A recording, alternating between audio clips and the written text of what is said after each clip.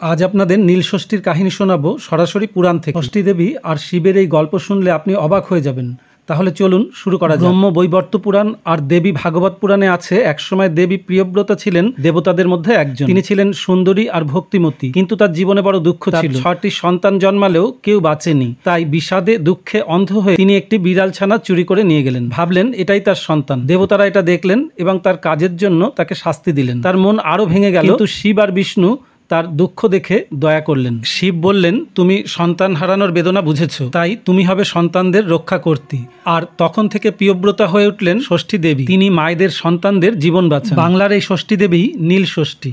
চৈত্র মাসের ষষ্ঠী তিথিতে শিব আর ষষ্ঠীকে একসঙ্গে পুজো করা হয়। কেন জানেন? কারণ শিব হলেন সংসারের রক্ষক আর ষষ্ঠী হলেন সন্তানের মা। মায়েরা উপোস করেন, প্রদীপ জ্বালেন, যাতে সন্তানের সব বিপদ কেটে যায়। এই পুরাণের কাহিনী থেকেই নীল ষষ্ঠীর শুরু।